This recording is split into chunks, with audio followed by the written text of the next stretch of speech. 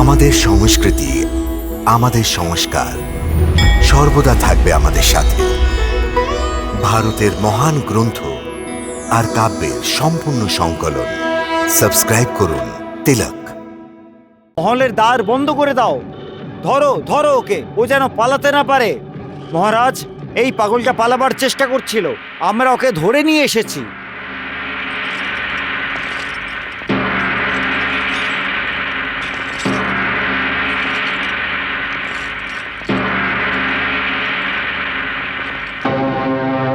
কাকু, তুমি?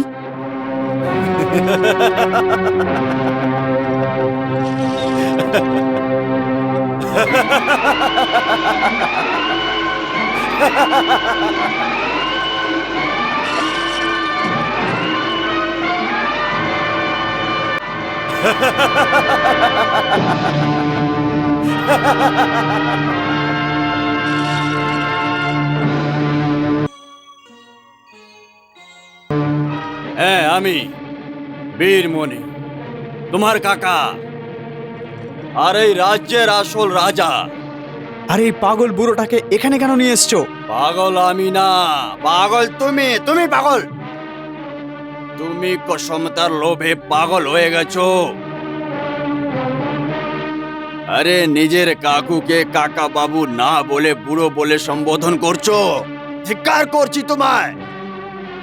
আমার রাজ্য কেড়ে নিয়ে তুমি রাজা হয়ে গেছো, এরপরেও রাজপথের লোভ কম হয়নি তোর।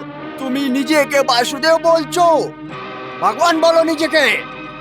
তাহলে এর মধ্যে ভুল কি আছে? আমিই বাসুদেব, আমিই তো ভগবান, সবাই মানে। হ্যাঁ, কিন্তু আমি মানি না। তুমি সমস্ত সংসারের চোখে ভুল দিতে পারো, কিন্তু আমার চোখে সব কিছু দেখতে পাচ্ছি।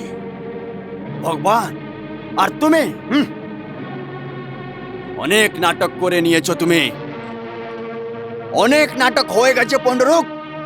তুমি নিজেকে ভগবান প্রমাণিত করার জন্য কি কি মিথ্যে গল্প বানিয়েছো, আর নিজের শিষ্যদের মাধ্যমে সব কিছু ছাড়িয়ে রেখেছো। উজ্জাকে সুন্দর বানিয়ে দিয়েছো,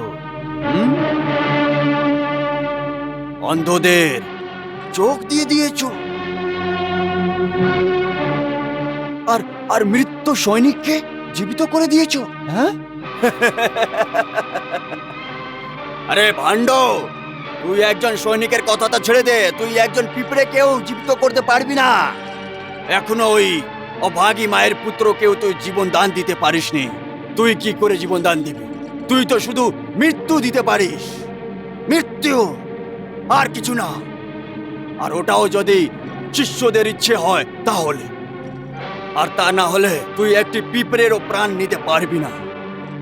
আরে দুষ্টু ভাইপো, কতদিন পর্যন্ত প্রজাকে ভয় দেখিয়ে, ধমকিয়ে এবং লোভ দেখিয়ে নিজেকে বাসুদেব বলার জন্য বাধ্য করবি?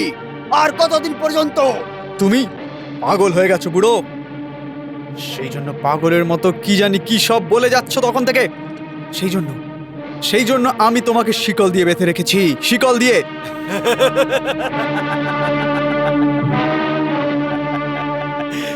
মিথ্যে কথাটা তুমি বড় সহজে বলে নিতে পারো, অভিনয়ও ভালো করে নিতে পারো।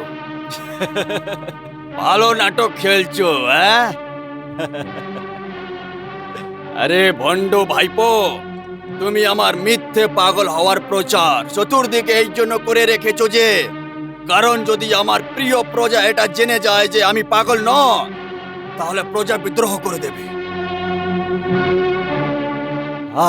আর তোমার রাজপথ সংকটে পড়ে যাবে। নিজের কালো জিভ বন্ধ করে রাখো, না হলে আমি তোমাকে এই মুহূর্তে হত্যা করে দেবো। আমাকে মারবে? হ্যাঁ, ভালোই ঠাট্টা করছো। আরে আমি বললাম যে তুমি আমাকে কেন একটি পিঁপড়েও মারতে পারবে না। তুমি আমাকে জীবিত রাখার জন্য বাধ্য, পাণ্ড ভাইপো, বাধ্য তুমি। কারণ যদি আমার প্রিয় প্রজাদের আমার হঠাৎ মৃত্যুর উপরে সন্দেহ হয়, তাহলে তোমার রাজ সিংহাসন যন্ত্রণাদায়ক হয়ে যাবে।